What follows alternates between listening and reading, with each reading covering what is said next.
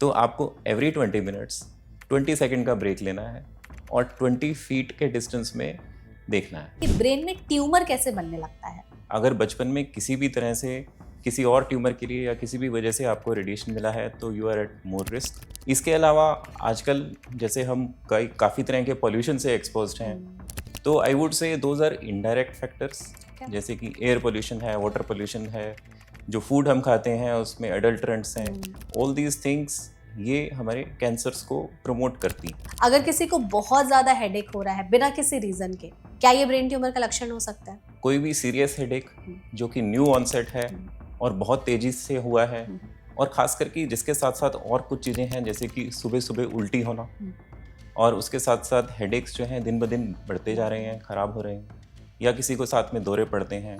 अभी कुछ ऐसे संकेत है जो हमारी बॉडी हमें बता रही होती है कि शायद ये ब्रेन ट्यूमर के लक्षण हो सकते हैं, समय रहते आप संभल जाइए। जैसे कि अगर कोई पर्सन बहुत ही लाइवली चेयरफुल है और सडनली वो विथड्रॉन हो गया, सोशल इंटरेक्शन नहीं है अब, और बहुत ज़्यादा अकेला रह रहा है या उसका मेमोरी लॉस हो रहा है, इस तरह की चीज़ें भी कई बार ब्रेन ट्यूमर्स को इंडिकेट करती हैं। प्रॉब्लम हो रही है, सूजन हो गई है, अचानक से आपके पैर हाथ में झिनझिनी बहुत ज़्यादा बढ़ गई है, तो ये भी एक संकेत होता है।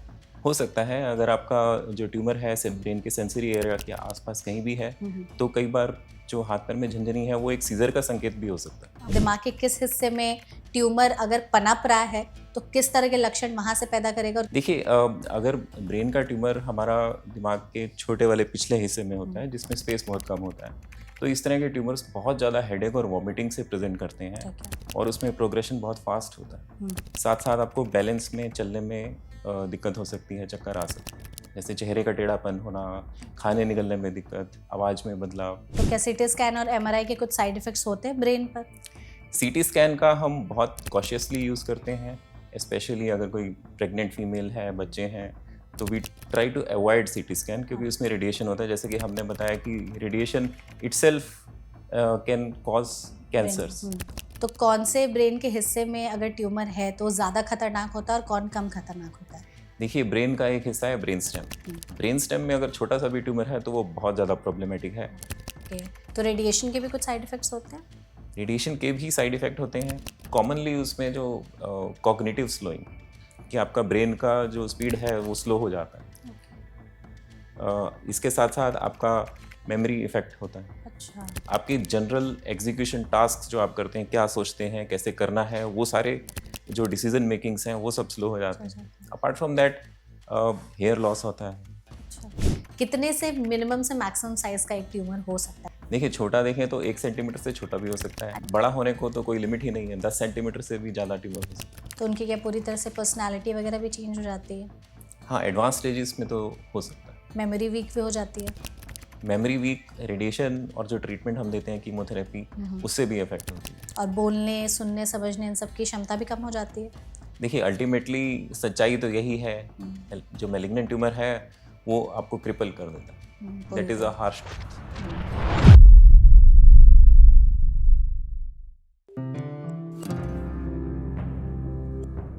रीसेंट न्यूरोलॉजी डेटा की माने तो इंडिया में हर साल 40,000 से 50,000 केसेस आज के टाइम पर ब्रेन ट्यूमर के डिटेक्ट किए जा रहे हैं और यह आंकड़ा आए दिन बढ़ता जा रहा है।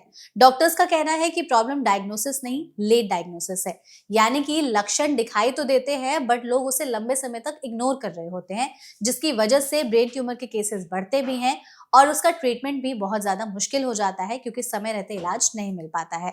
तो ऐसे में ब्रेन ट्यूमर से बचने के लिए हम आज के समय में क्या कर सकते हैं, इसी पर विस्तार से बातचीत करने के लिए हमारे साथ इस सेशन में एक बहुत ही स्पेशल एक्सपर्ट मौजूद हैं। हमारे साथ हैं डॉक्टर उत्कर्ष भगत, जो कि डायरेक्टर, सीनियर कंसल्टेंट और हेड है न्यूरो सर्जरी डिपार्टमेंट में, नारायणा हेल्थ में। तो डॉक्टर, सबसे पहले तो इस सेशन में आपका बहुत बहुत स्वागत है। Thank you so much. Thank you so much doctor, session में हमारे साथ जुड़ने के लिए।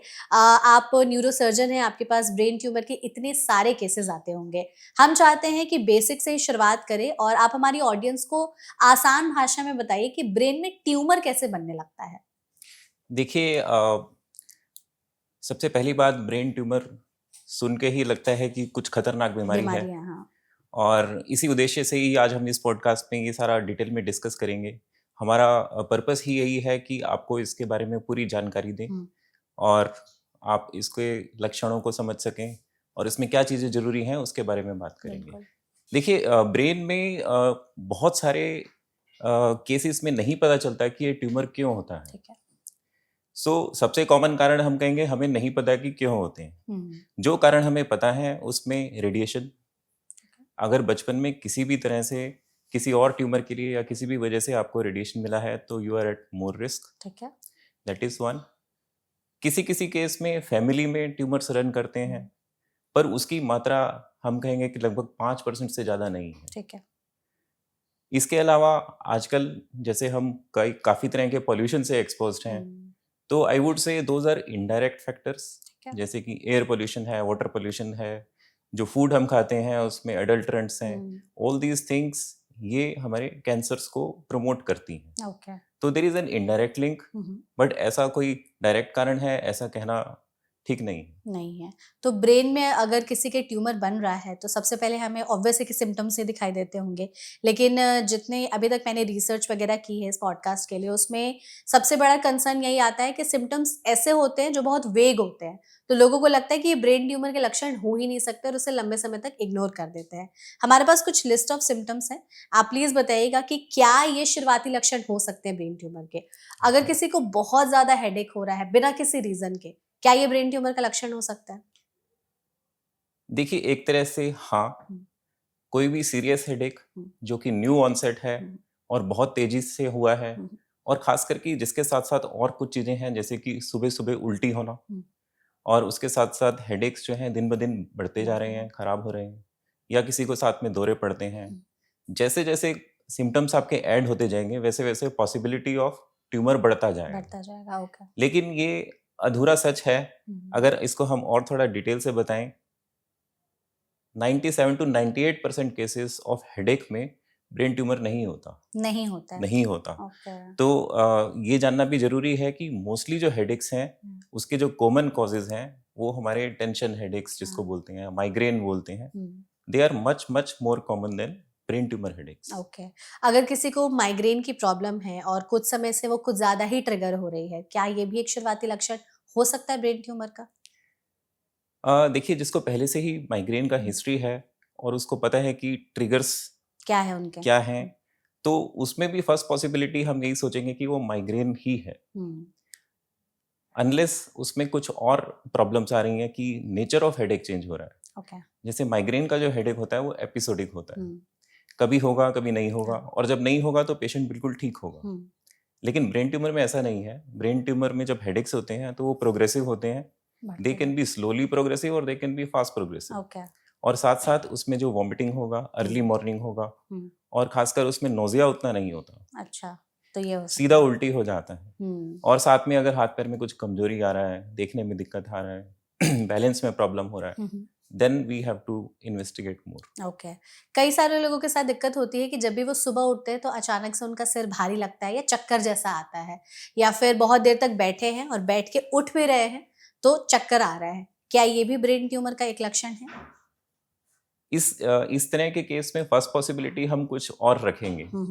आजकल के टाइम में जैसे लोगों का स्क्रीन यूज बहुत ज्यादा है, लेट नाइट स्लीप है, इरेगुलर स्केड्यूल्स हैं, तो उस केसेस में सुबह भारी सिर लेके उठना बहुत ही कॉमन है। हाँ।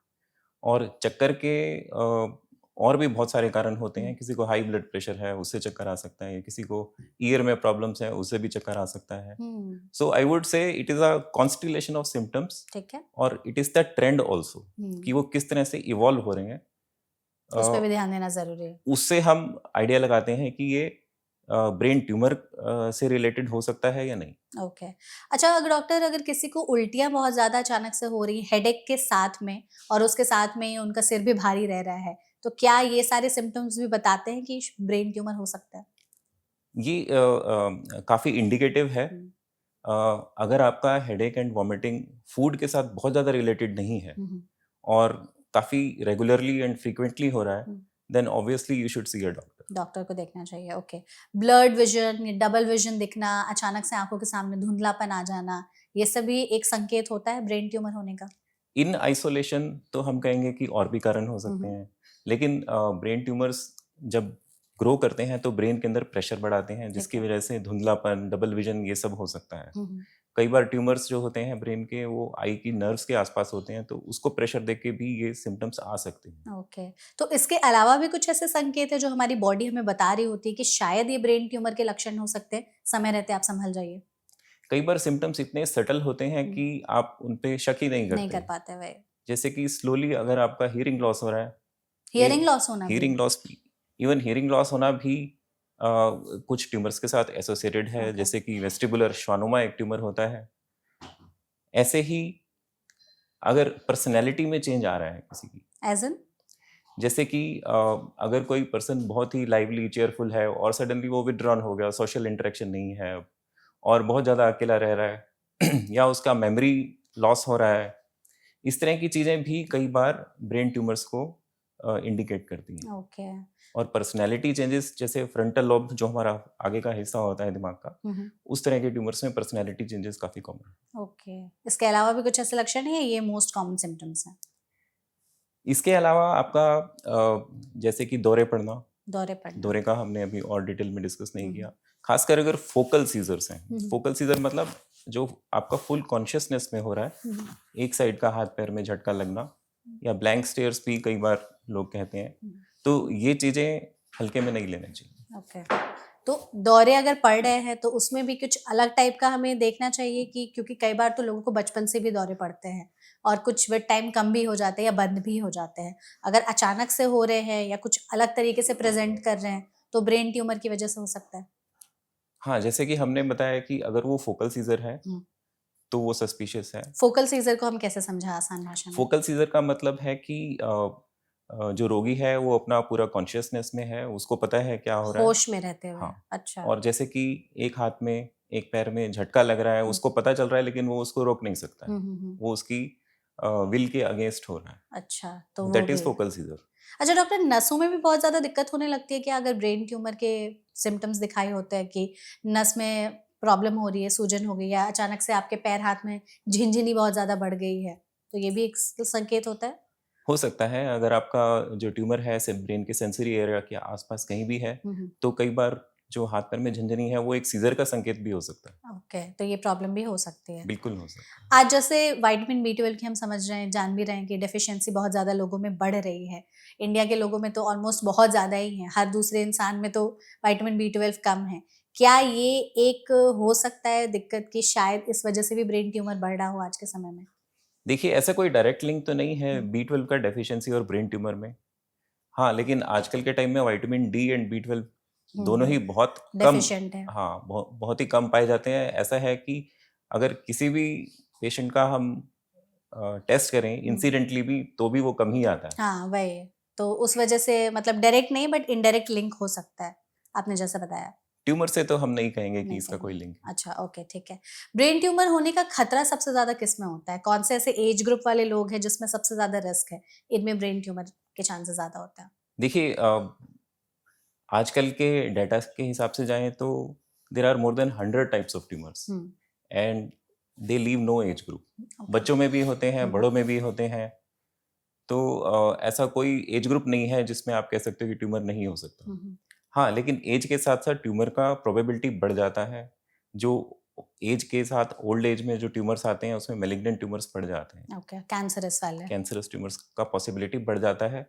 जो यंग एज है, उसमें बिनाइन ट्यूमर्स बेनाइन ज़्यादा वाले। होते हैं। हुँ, हाँ, एक बात और कहना चाहेंगे कि जो बच्चे हैं, उनमें मैलिग्नेंट ट्यूमर्स का रिस्क ज़्यादा होता है। कैंसर वाले ट्यूमर्स का? कैंसर, हाँ, जो उसमें हाई ग्रेड ट्यूमर्स होते हैं, वो ज़्यादा कॉमन होते हैं। ओके। तो क्यों जो कैंसरस ट्यूमर होते हैं और नॉन कैंसरस ब्रेन ट्यूमर होते हैं, क्या इनके भी लक्षण अलग होते हैं या सेम होते हैं? देखिए, जो बिनाइन ट्यूमर्स होते हैं, वो बहुत धीरे-धीरे ग्रो करते हैं। हुँ, वो ब्रेन को एक तरह से प्रेशर देके अपने सिम्पटम प्रोड्यूस करते हुँ, हैं। जो मैलिग्नेंट ट्यूमर्स होते हैं, वो बहुत फास्ट ग्रो करते हैं, ब्रेन को इन्वेड करते हैं, हुँ। तो उनके सिम्पटम्स बहुत जल्दी डेवलप होते हैं। तो अगर हमें लक्षण समझने हो कि ये कैंसर वाले ट्यूमर के लक्षण हैं और ये नॉन कैंसरस ट्यूमर के लक्षण हैं, तो कैसे पहचानेंगे? इस तरह से डिस्टिंक्शन करना थोड़ा मुश्किल होगा। हुँ, बिनाइन ट्यूमर्स आमतौर पे सीज़र्स ज़्यादा होते हैं, ठीक है, लेकिन ट्यूमर का साइज़ और लोकेशन मैटर करता है। सिम्पटम्स को ज़्यादा डिफाइन करता है rather than their nature. Nature तो ऑब्वियसली एक टाइम ट्रेंड के हिसाब से आपको पता चलेगा, हुँ, लेकिन उसका जो लोकेशन है, कई बार उससे भी आपको बहुत ज़्यादा सिम्टम हो सकते हैं, हालांकि ट्यूमर बिनाइन हो या छोटे साइज का भी हो तो भी बहुत सिम्टम हो सकते हैं। तो अगर हमें समझना हो कि दिमाग के किस हिस्से में ट्यूमर अगर पनप रहा है, तो किस तरह के लक्षण वहाँ से पैदा करेगा और किस तरह की दिक्कतें ज़्यादा जो है वो एग्रवेट कर सकता है, तो कैसे समझेंगे? जी हाँ, सो सिम्टम्स एक बार आपको लगता है कि सस्पिशियस हैं, हुँ, तो उसका नेक्स्ट स्टेप होता है कि हम उसको इन्वेस्टिगेट कैसे हुँ, करना है। तो उसके लिए हमारे पास सीटी स्कैन और एमआरआईज़, ठीक ये है। मेन इमेजिंग जो हमारी मोडेलिटीज़ हैं। हुँ। हर कोई करा सकता है सीटी स्कैन, एमआरआई? इसमें देखिए हम प्रेफ़र करते हैं एमआरआई ब्रेन, हुँ, क्योंकि उसमें रेडिएशन एक्सपोज़र नहीं है, ठीक है। और एमआरआई ब्रेन जो है that gives you better resolution, hmm, मतलब उसमें हम सारी चीज़ें बहुत क्लियरली देख पाते हैं। साथ ही साथ हम ये भी डिसाइड कर सकते हैं कि हम वो अगर ट्यूमर को निकालना ही है तो उसको कैसे निकाला जाए, हुँ। क्या उसका ठीक रास्ता है, और हमें उसके अलावा और क्या-क्या टेक्नोलॉजी यूज़ करना होगा उसमें। तो क्या सीटी स्कैन और एमआरआई के कुछ साइड इफेक्ट्स होते हैं ब्रेन पर? सीटी स्कैन का हम बहुत कॉशियसली यूज़ करते हैं, स्पेशली अगर कोई प्रेग्नेंट फीमेल है, हुँ, बच्चे हैं, तो we try to avoid CT scan, क्योंकि ओके। उसमें रेडिएशन होता है। जैसे कि हमने बताया कि radiation itself can cause brain cancers, hmm. तो एमआरआई ब्रेन ही हम प्रेफ़र करते हैं। तो मतलब अगर एक बार भी किसी ने सीटी स्कैन करा लिया तब भी वो इंसान रिस्क में आ जाता है ब्रेन ट्यूमर होने के? सिर्फ़ 1-2 स्कैन से तो रिस्क नहीं होता हुँ, है। हाँ, बट फ्रीक्वेंटली अगर हो रहा है तो? जजमेंट जजमेंट चाहिए कि हमें सीटी बिल्कुल चाहिए हुँ, या उसके बिना भी काम चल सकता है। ओके, तो आप लोग एमआरआई ज़्यादातर प्रेफ़र करते हैं। या ठीक है। तो अगर वो लोकेशन की ही बात कर लेते हैं, तो लोकेशन आप बता रहे थे कि ब्रेन के किस हिस्से में ट्यूमर है, तो वो कैसे हमें परसिस्ट करेगा? देखिए अगर ब्रेन का ट्यूमर हमारा दिमाग के छोटे वाले पिछले हिस्से में होता हुँ, है, जिसमें स्पेस बहुत कम होता है, तो इस तरह के ट्यूमर्स बहुत ज़्यादा हेडेक और वॉमिटिंग से प्रेजेंट करते हैं, ठीक है। और उसमें प्रोग्रेशन बहुत फास्ट होता है। हुँ, साथ साथ आपको बैलेंस में, चलने में दिक्कत हो सकती है, चक्कर आ सकते हैं। ओके। साथ ही साथ आप हमारा जो क्रेनियल नर्व्स हम बोलते हैं, हुँ, हुँ, वो वाली नर्व्स जो हमारे खाने में, निगलने में, बोलने में, देखने में, ये सब जो कंट्रोल करती हैं, वो इस एरिया में काफ़ी क्लोज होती हुँ, हैं। हुँ, हुँ, तो इनसे रिलेटेड सिम्टम्स बहुत जल्दी आएँगे। ठीक है। जैसे चेहरे का टेढ़ापन होना, खाने निगलने में दिक्कत, आवाज़ में बदलाव, इस तरह के सिम्टम्स आपको जल्दी दिखेंगे। ये छोटे हिस्से में अगर है तो? हाँ। उसके कंपैरिज़न में अगर हम ब्रेन का बड़ा हिस्सा देखें, जो हमारा फ्रंटल लोब्स हुँ, होता है, हुँ, हुँ, अगर यहाँ पे हम बहुत बड़ा ट्यूमर भी है, तो भी वो बहुत लेट प्रेज़ेंट करेगा, क्योंकि यहाँ पे स्पेस काफ़ी है। ज़्यादा है, हाँ। हाँ, तो उस केस में जो सिम्पटम्स होंगे वो उसकी लोकेशन पे ज़्यादा डिपेंड करेंगे। ओके, तो इसके फिर लक्षण कैसे दिखाई देंगे? जैसे फ्रंटल लोब का ट्यूमर्स है, हमने बात किया कि सीज़र्स हो सकते हैं, हुँ, या पर्सनैलिटी चेंजेस हो सकते हैं। हेडेक्स, तो अगर बहुत साइज़ बढ़ गया तो हेडेक भी होगा और वॉमिटिंग भी होगी। ओके।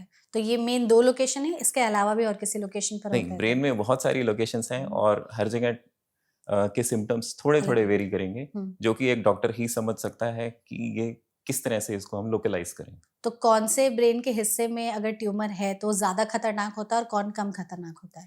देखिए, ब्रेन का एक हिस्सा है ब्रेन स्टेम। हुँ, ब्रेन स्टेम में अगर छोटा-सा भी ट्यूमर है तो वो बहुत ज़्यादा प्रॉब्लमैटिक है। ओके। फर्स्ट, क्योंकि वहाँ पे इतनी सारे फंक्शन हुँ, एरियाज़ हैं, और दूसरा, वहाँ पे हमें सर्जरी करना या कोई भी तरह का ट्रीटमेंट करना, उसमें रिस्क बहुत होते होता हैं। है, ओके।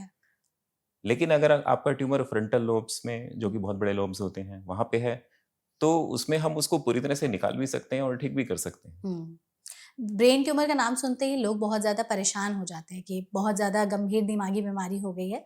लेकिन आप हमें प्लीज़ बताइएगा कि कोई ऐसा डेटा है कि अगर ब्रेन ट्यूमर है तो इतने परसेंट चांसेस है कि आप ट्रीटमेंट के बाद पूरी तरह से ठीक हो जाएँगे, इतने परसेंट चांसेस हैं कि शायद आप ठीक नहीं होंगे या कैंसरस ये हो सकता है ब्रेन ट्यूमर देखिए, इसमें सबसे ज़्यादा मैटर करता है कि ट्यूमर का टाइप क्या है। टाइप? क्या ये बिनाइन ट्यूमर है हुँ, या मैलिग्नेंट ट्यूमर है? हुँ। और दूसरा, बेनाइन मतलब non cancerous, non cancerous, malignant मतलब कैंसरस। कैंसरस। ठीक है, दूसरा हमें देखना होता है उसका लोकेशन क्या है, ओके। क्योंकि लोकेशन से हम अपना ट्रीटमेंट प्लान डिसाइड हुँ, करते हुँ, हैं। हुँ। और size is a secondary consideration, but it is of important. ठीक है। तो ब्रेन ट्यूमर आपका मेनली 3 तरह से हम हैंडल करते हुँ, हैं, हुँ। जिसमें सर्जरी होता है, रेडिएशन होता है और कीमोथेरेपी होता है। ठीक है। आमतौर पे जो प्राइमरी मेथड ऑफ ट्रीटमेंट है वो सर्जरी ही है, हुँ, क्योंकि that is the best way to remove the tumour. Hmm, और उसके बाद, अगर वो बिनाइन ट्यूमर है हुँ, और सर्जरी में हमने पूरा निकाल दिया है, हुँ। तो patient is like cured. Okay.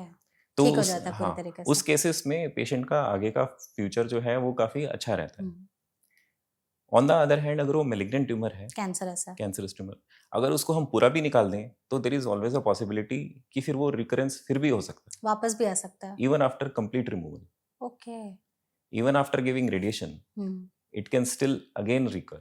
Okay. तो उस केस में हमारे जो फॉलोअप्स होते हैं वो हम और शॉर्टर स्पैन्स पे रखते हैं और फ्रीक्वेंटली हम पेशेंट से मिलते हैं हम्म। और इन चीज़ों पे नज़र रखते हैं। तो अगर ब्रेन ट्यूमर नॉन कैंसरस है तो वो ऑलमोस्ट ट्रीटेबल है। हाँ जी।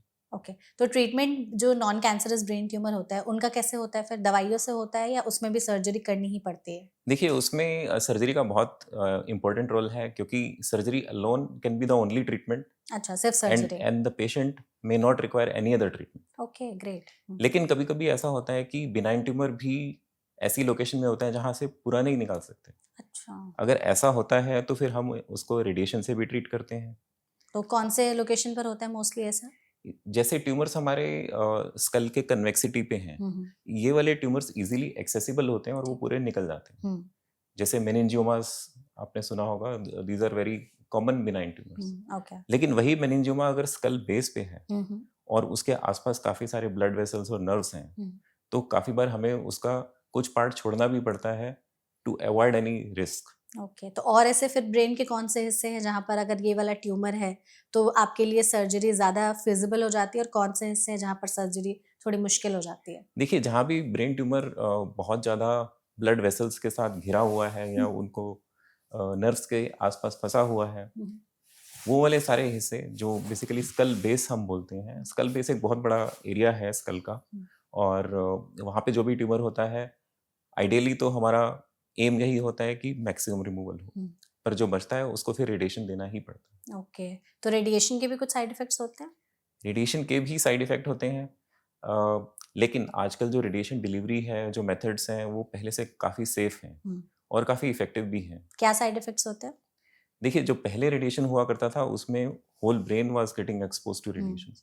तो कॉमनली उसमें जो कॉग्निटिव स्लोइंग, कि आपका ब्रेन का जो स्पीड है, वो स्लो हो जाता है। ओके। इसके साथ-साथ आपका मेमोरी इफ़ेक्ट होता है। अच्छा। आपकी जनरल एग्जीक्यूशन टास्क जो आप करते हैं, क्या सोचते हैं, कैसे करना है, वो सारे जो डिसीजन मेकिंग्स हैं वो सब स्लो हो जाते हैं। Apart from that hair loss होता है। अच्छा। तो रेडिएशन के बहुत सारे साइड इफेक्ट्स जो पहले हुआ करते थे, हम्म। आजकल उतने नहीं है क्योंकि हमारा जो रेडिएशन डिलीवरी है बहुत ही फोकस्ड है। हम्म। आपने सुना होगा gamma knife, stereotactic radio surgery. तो जहाँ ट्यूमर है वहीं रेडिएशन दी जा रही है, बिल्कुल मतलब पूरा ब्रेन उसमें नहीं एक्सपोज हो रहा है। बहुत ही मिनिमल रेडिएशन मिनिमल। आता है जिससे हम कहेंगे कि ना के बराबर ही साइड इफेक्ट होगा। ओके। तो अगर जैसे किसी को रेडिएशन थेरेपी दी गई है तो उस इंसान में ये सारे चेंजेस आ रहे हैं, तो क्या लाइफ लाइफ टाइम ही रहते हैं ये? एक बार अगर चेंजेस आ रहे हैं तो यूजुअली वो रिवर्ट करने मुश्किल है। मुश्किल होता है। ओके। तो जैसे आपने बताया कि लोकेशन बहुत ज़्यादा मैटर करता है कि कहाँ पर है ब्रेन का ट्यूमर, तो उस हिसाब से आप लोग सर्जरी करते हैं। तो ये आपने हमें नॉन कैंसरस वाला बताया। कैंसर में अगर तब्दील हो गया है ब्रेन ट्यूमर, मतलब कैंसरस है, तो वहाँ पर लोकेशन के हिसाब से फिर क्या-क्या सर्जिकल या ट्रीटमेंट ऑप्शंस होते हैं? देखिए अगर कैंसरस ट्यूमर ब्रेन के फंक्शनल एरिया में है तो it is a bigger problem. Functional area कौन-सा होता है? जैसे कि हमारा हाथ पैर का कंट्रोल मोटर एरिया में होता है हुँ, ब्रेन के, ठीक है। सेंसेशंस का कंट्रोल सेंसरी एरिया में होता है। हुँ, इसी तरह आई विजन का जो कंट्रोल है ऑक्सीपिटल लोब्स जो है वहाँ पे होता है। हुँ। अगर ट्यूमर्स इन एरियाज में है तो हम इन ट्यूमर्स को पूरी तरह से अगर निकालते हैं तो हमारा फंक्शन भी चला जाता वही, मतलब अगर वहाँ से है। हाँ, निकालेंगे तो हाथ-पैर काम तो करना बंद कर देगा। That thing is non negotiable. Hmm, तो हम पेशेंट को एक और प्रॉब्लम नहीं दे सकते। करेक्ट है। तो इस तरह की सिचुएशन में हमें ये देखना होता है कि ये नेचर ऑफ ट्यूमर क्या है। हुँ, अपार्ट फ्रॉम जस्ट मैलिग्नेंसी, हुँ। हम उसके और बारीकी से भी डिटेल जानना चाहते हैं क्योंकि वो हमें हेल्प करती हैं कि आगे ये ट्यूमर किस तरह से बिहेव करेगा या इसका बेस्ट ट्रीटमेंट क्या हो सकता है। तो अगर जैसे आपने कहा कि ब्रेन के जो हिस्से होते हैं वो उससे अगर डायरेक्टली लिंक्ड होते हैं तो उस पे अफेक्ट होगा। तो अगर आँखों से लिंक है, उस एरिया में है जो आँखों को कंट्रोल करता है, विज़न वगैरह भी लॉस हो जाता है? अब वो डिपेंड करता है कि पेशेंट का एज क्या है, हुँ, ट्यूमर का साइज, लोकेशन क्या है। हुँ, एट टाइम्स हम सिर्फ बायोप्सी भी लेते हैं। ठीक है। बायोप्सी का मतलब है कि एक सेफ वे में एक छोटा सा ब्रेन का टुकड़ा ले लें और बाकी ट्रीटमेंट हम सिर्फ उसी पे बेस कर लें। अच्छा। अगर पेशेंट यंग है तो हम कोशिश करते हैं कि मैक्सिमल सेफ रिसेक्शन कर पाएँ हुँ, जिसके लिए हमें एडिशनल टेक्नोलॉजी हम यूज़ करते हैं। आजकल हमारे पास टेक्निक्स हैं, जैसे फंक्शनल एमआरआई है, न्यूरो नेविगेशन है। इसके साथ साथ अवेक सर्जरीज भी करते हैं कि पेशेंट फुली अवेक रहता है, हम अच्छा, ऑपरेट करते हैं और साथ साथ देखते रहते हैं उसको कोई डेफिसिट तो नहीं हो रहा। इंटरेस्टिंग। तो इस तरह के केसेस काफ़ी बार न्यूज़पेपर में भी आते हैं। हम्म। और मोटर एरियाज या फंक्शनल एरियाज में जब ट्यूमर्स होते हैं तो ये टेक्निक काफ़ी यूजफुल यूजफुल रहती होती है है। उस टाइम पर। तो अगर जैसे ब्रेन के आपने बताया वही कि जो हिस्सा है लोकेशन बहुत ज़्यादा मैटर करता है। साइज़ की भी बात कर लेते हैं कि ट्यूमर का साइज़ कितना मैटर करता है और कितने से मिनिमम से मैक्सिमम साइज़ का एक ट्यूमर हो सकता है? और आपने अपने तक करियर में कितने बड़े साइज़ के ट्यूमर्स को ट्रीट किया है? देखिए, साइज पे जाएं तो बहुत छोटे से बहुत बड़ा ट्यूमर भी हो सकता है हुँ, और बहुत छोटा ट्यूमर भी बहुत ज़्यादा सिम्पटम्स कष्टदायी दे हो सकता सकता है, है हाँ। और बहुत बड़ा ट्यूमर भी इग्नोर हो सकता है। हुँ, तो साइज आई वुड से स्टिल अ सेकेंडरी कंसिडरेशन। आजकल जो हमारे पास टेक्निक्स हैं उससे हम ट्यूमर्स को चाहे छोटा हो या बड़ा हो इफेक्टिवली डील कर सकते हैं। हुँ। अ, बट मोर और लेस अगर किसी को समझना हो कि कितने साइज़ का ट्यूमर छोटा हो सकता है और कितने बड़े साइज़ का भी ट्यूमर हो सकता है। देखिए, छोटा देखें तो 1 सेंटीमीटर से छोटा भी हो सकता है। अच्छा, जो दिखे भी ना। एमआरआई में तो दिखेगा। हाँ, मतलब एमआरआई में दिखेगा, हम एमआरआई, ऐसे नहीं। हाँ, ऐसे दिखने में बहुत छोटा सा लगेगा। हुँ। और बड़ा होने को तो कोई लिमिट ही नहीं है, 10 सेंटीमीटर से भी ज़्यादा ट्यूमर हो सकता है तो फिर साइज। क्या वो ब्रेन का बढ़ नहीं जाता है हिस्सा? तो उससे ब्रेन में जब प्रेशर बढ़ता है तो हुँ, वो सब सिम्टम्स हम देखते हैं। बिल्कुल। तो मतलब कि अब फिर ब्रेन का साइज़ भी बढ़ने लगता है अगर ट्यूमर का साइज़ बहुत बड़ा होता है तो? नहीं, ये एक जो सारे सिम्टम्स होते हैं उसका बेसिस ही यही है कि हमारा जो स्कल है, जो हुँ, बोनी स्कल है, हुँ। उसका जो साइज़ है वो फिक्स है। अच्छा। अगर ब्रेन के अंदर कोई भी एक्स्ट्रा चीज़ आएगी, हुँ। तो वो ब्रेन पर ही प्रेशर देगी, उसमें कोई एक्सपेंशन का पॉसिबिलिटी नहीं है। अच्छा, ट्यूमर एक ही हो सकता है या अनगिनत ट्यूमर्स भी हो सकते हैं? हाँ, ये आपने अच्छा क्वेश्चन किया। हुँ। कई बार ट्यूमर्स जो हैं वो ब्रेन के अंदर ना होके बाहर के जो ऑर्गन्स हैं वहाँ से भी ट्रैवल करके ब्रेन में आ सकते हैं, जिसको कहाँ हम से? मेटास्टेसिस बोलते हैं। कहाँ से आ सकते हैं? जैसे कि मोस्ट कॉमन लंग कैंसर्स, अच्छा। Apart from that breast cancer, prostate cancer और भी ऑर्गन से जो ट्यूमर्स हैं वो स्प्रेड कर सकते हैं ब्रेन पे। हुँ, हुँ, तो हुँ। वो वाले जो ट्यूमर्स होते हैं often they are multiple. Okay. और एक साइज से रिलेटेड आपको एक चीज़ और बताना चाहेंगे कि अगर ट्यूमर 3 सेंटीमीटर से छोटा है हुँ, हुँ। तो उसमें हम जो हमारी फोकस रेडिएशन है वो भी यूज़ कर सकते हैं, which is very effective. Okay, उसमें भी इफ़ेक्टिव होती है। तो अगर आपने जैसे कहा कि मल्टीपल ट्यूमर्स भी हो सकते हैं, तो मल्टीपल ट्यूमर्स हैं तो फिर ट्रीटमेंट उनका और भी ज़्यादा कॉम्प्लेक्स होता होगा? हाँ, देखिए उसमें कॉम्प्लेक्सिटी सिर्फ ब्रेन का ट्यूमर से नहीं है। हुँ, अदर ओवरऑल ऑर्गन भी ओवरऑल वो इन्वॉल्व है, ट्यूमर हाँ। कहाँ से आ रहा है उस पे भी डिपेंड करेगा। हुँ, पेशेंट का उस टाइम पे क्या कंडीशन है उस पे भी डिपेंड करेगा। हुँ, पहले आज से कुछ टाइम पहले हम अप टू 4 ट्यूमर्स को गामा नाइफ से ट्रीट करते थे। ठीक है, लेकिन आजकल अप टू 10 ट्यूमर्स भी इजीली ट्रीट हो जाते हो हैं। जाते हैं ओके। कुछ केसेस में तो अप टू 20 ट्यूमर्स भी एक बार में ट्रीट किए गए हैं। अच्छा, एक साथ 20 ट्यूमर्स, हाँ, तो ओके। वो डिपेंड करता है कि हम ओवरऑल डोज़ कितना दे सकते हुँ, हैं, हुँ, पेशेंट कितना उसको टॉलरेट कर सकता है और जो प्राइमरी ट्यूमर है that should be controlled. Okay. तो ट्यूमर्स अगर इतने ज़्यादा बॉडी में हो जाते हैं, तो आपने जैसे कहा कि 20-20 ट्यूमर का भी ट्रीटमेंट किया गया है, तो फिर उस इंसान की बॉडी पर तो बहुत ज़्यादा नेगेटिवली इम्पैक्ट होता होगा, क्योंकि अदर ऑर्गन्स भी इन्वॉल्व है, ब्रेन भी इन्वॉल्व है, फिर इतने सारे ट्रीटमेंट चल रहा है, तो ऑब्वियसली उसके भी कुछ-कुछ ना साइड इफ़ेक्ट्स होते होंगे। तो उस पेशेंट के बारे में थोड़ा-सा बताइए कि एक अगर इंसान को ब्रेन ट्यूमर हो गया है, तो उस पेशेंट की बॉडी में फिर क्या-क्या बदलाव आते हैं? देखिए, बिनाइन और मैलिग्नेंट दोनों का प्रोग्नोसिस बिल्कुल अलग है। अलग है, हाँ, दोनों बताइएगा। हाँ, अगर बिनाइन ट्यूमर है और नॉन कैंसरस। नॉन कैंसरस है हुँ, और मल्टीपल भी है अगर, हुँ, तो रेडिएशन देके हम उसको बहुत अच्छे से कंट्रोल कर सकते हैं। ठीक है। काफ़ी केसेस में वो इतना कंट्रोल हो जाता है कि आपको और कुछ करना ही नहीं पड़ता hmm, apart from just follow up hmm, और एमआरआई। ठीक है। लेकिन जो मैलिग्नेंट ट्यूमर्स हैं उनका कहानी बिल्कुल अलग है। जो कैंसरस हैं, हाँ, उसमें टिल डेट कोई क्योर नहीं है, क्योर ही नहीं है। क्योर नहीं है। मतलब कैंसर वाले ब्रेन ट्यूमर का कोई इलाज नहीं है। उसमें एट बेस्ट हम पेशेंट का लॉन्गेविटी, लेकिन उससे भी ज़्यादा इम्पोर्टेंट क्वालिटी ऑफ लाइफ, हाँ, उसको कैसे इम्प्रूव कर सकते हैं हम उसी पे ही फोकस करते हैं। बिल्कुल। तो क्वालिटी ऑफ लाइफ कैसे इम्पैक्ट होती है पेशेंट की? क्या-क्या चीज़ें बदल जाती हैं उनकी लाइफ में ब्रेन ट्यूमर हो जाता है तो? देखिए, ब्रेन ट्यूमर के तो पेशेंट के ऊपर उसकी पूरा डेली लाइफ पे इफेक्ट आ हुँ, सकता है, how he functions as a unit. जो सिंपल टास्क हो गए आपका, नॉर्मल प्लानिंग एग्जीक्यूशन, जो आप सोचते हो करते हो, ये सब चीज़ें, नहाना धोना, even daily activities, all these things can be affected. Patient can be totally dependent on the caregiver. Okay, मतलब फंक्शनिंग ही पूरी तरीके से इम्पैक्ट हो जाती है, सोचने समझने की शक्ति भी कम हो जाती है। हाँ, यूजुअली ये लेटर स्टेजेस में होता है। हम्म, अगर उस स्टेज तक हम पहुंच गए हैं तो हम बहुत ज़्यादा ट्रीटमेंट नहीं एडवाइस करते, ओके। क्योंकि उस स्टेज पर ट्रीटमेंट ज़्यादा पेनफुल हो जाता है। हम्म, तो वो एक लिमिटेशन है मॉडर्न मेडिसिन का।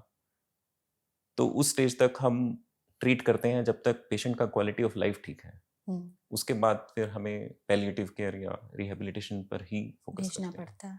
तो उनकी क्या पूरी तरह से पर्सनालिटी वगैरह भी चेंज हो जाती है? हाँ, एडवांस स्टेजेस में तो हो सकता है। मेमोरी वीक भी हो जाती है? मेमोरी वीक, रेडिएशन और जो ट्रीटमेंट हम देते हैं कीमोथेरेपी, हम्म, उससे भी इफेक्ट होती है। और बोलने सुनने समझने इन सब की क्षमता भी कम हो जाती है? देखिए, अल्टीमेटली सच्चाई तो यही है, जो मैलिग्नेंट ट्यूमर है वो आपको क्रिपल कर देता है। पूरी दैट इज अ तरह। Harsh truth. क्योंकि लोगों को लगता यही है और इस बात से ही सबसे ज़्यादा वो घबराते और डरते हैं कि कैंसर वाला जो ट्यूमर है वो आपकी क्वालिटी ऑफ लाइफ को पूरी तरह से इम्पैक्ट कर देता है।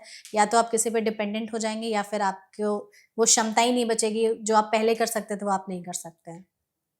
इसीलिए ये जो जानकारी है वो हम्म, बहुत ही इम्पोर्टेंट है, कि टाइमली हम अपने सिम्टम्स को पहचानें हम्म, और टाइमली ट्रीटमेंट लें, क्योंकि उससे हम एक मीनिंगफुल क्वालिटी ऑफ लाइफ दे सकते हैं। मिले।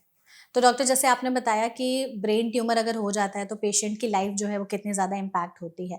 तो अगर किसी को लक्षण दिखाई दे रहे हैं जो आपने शुरुआत में हमें बताया, तो कुछ ऐसे टेस्ट हैं जो इंसान जा करके करा सकता है जानने के लिए कि कहीं सच में ये ब्रेन ट्यूमर तो नहीं है? देखिए, ट्यूमर का अगर सस्पिशन है तो बेस्ट टेस्ट तो इमेजिंग ही है, और इमेजिंग में एमआरआई ही है। किसके पास जाके कराना चाहिए? देखिए, पहले तो डॉक्टर से ही मिलना चाहिए, हम्म, क्योंकि ऐसा ज़रूरी नहीं है कि हर पेशेंट को अगर हेडेक है तो ट्यूमर ही है। हम्म। तो वो डिस्टिंक्शन तो डॉक्टर से ही कराना चाहिए। कौन से डॉक्टर, मतलब लोगों को इसमें भी बहुत ज़्यादा कन्फ्यूजन, न्यूरोसर्जन किसके पे, न्यूरोलॉजिस्ट किसके पास जाए? देखिए, अगर आपका कोई फैमिली डॉक्टर है तो they can pick up things. ठीक है। और अगर वो सजेस्ट करता है तो न्यूरोलॉजिस्ट से मिल सकते हैं, न्यूरोसर्जन से मिल सकते हैं, इवन ऑन्कोलॉजिस्ट भी आजकल ये ट्रीटमेंट में। डिटेक्ट कर लेते हैं। Okay. Next step is to get the investigation. कई बार लोग पूछते हैं कि कोई ब्लड टेस्ट भी है जिससे हम ट्यूमर को डायग्नोस कर सकते हैं।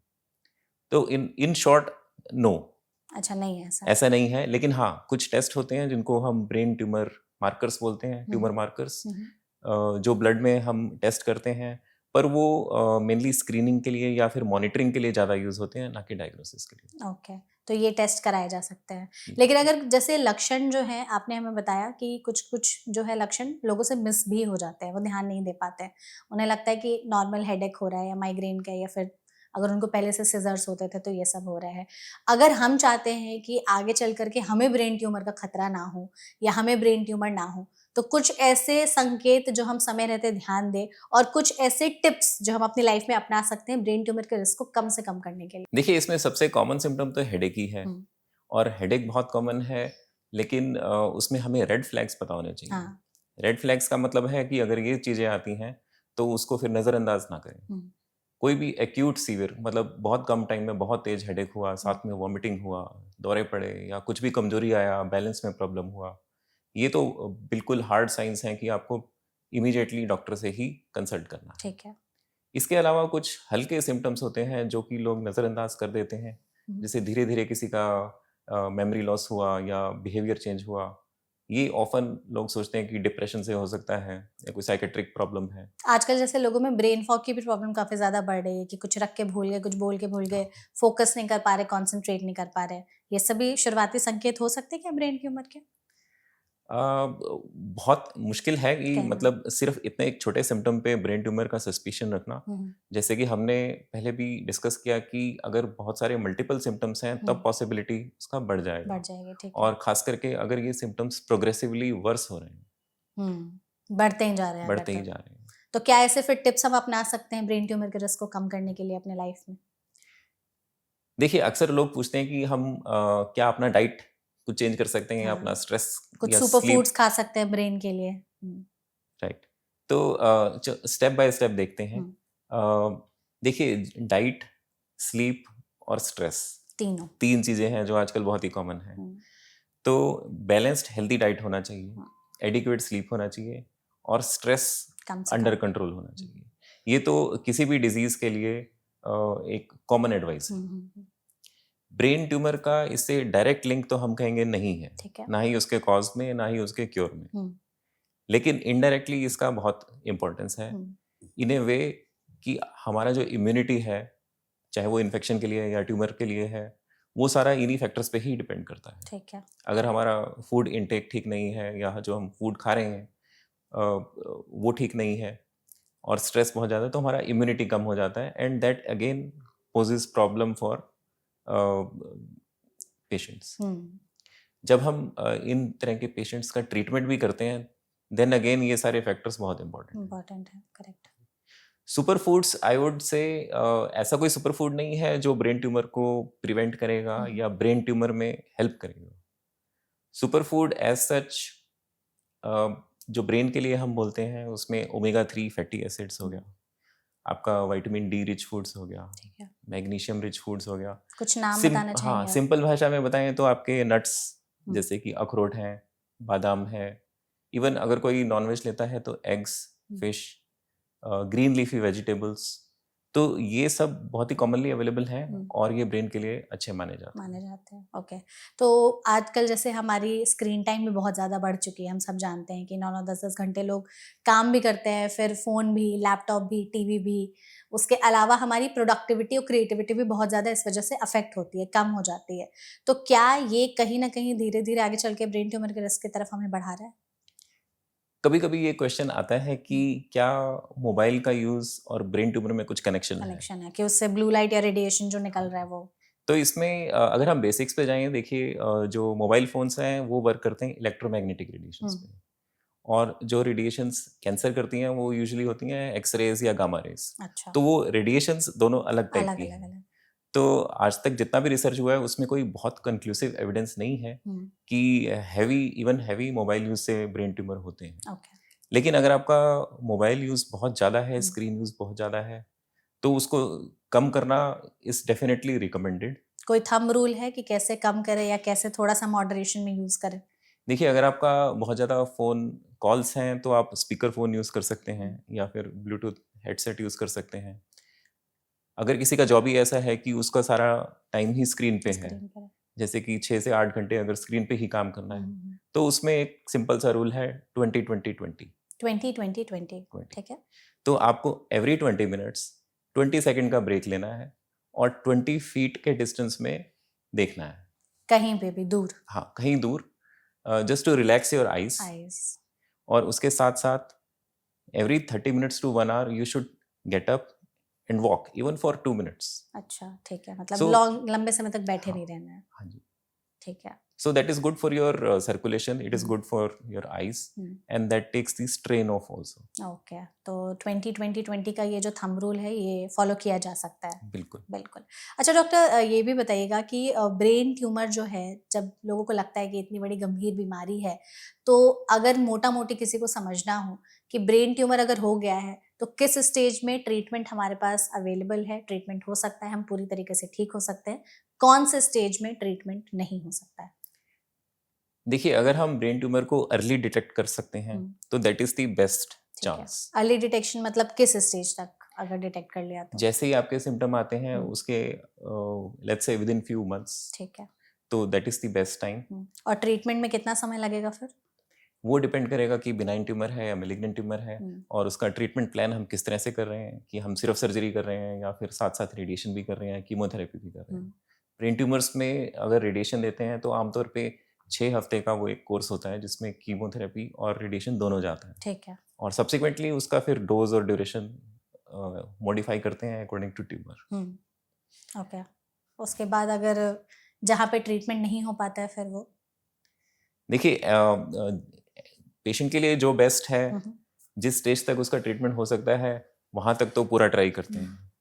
लेकिन अगर पेशेंट का कंडीशन इतना खराब है कि वो रेडिएशन नहीं ले सकता या कीमोथेरेपी भी नहीं ले सकता, फिर उस केस में हमें सिर्फ सपोर्टिव और पैलिएटिव ट्रीटमेंट ही करना चाहिए। तो क्या वो मोस्टली जो ओल्ड एज के लोग होते हैं उनमें ज़्यादातर होता है ऐसा?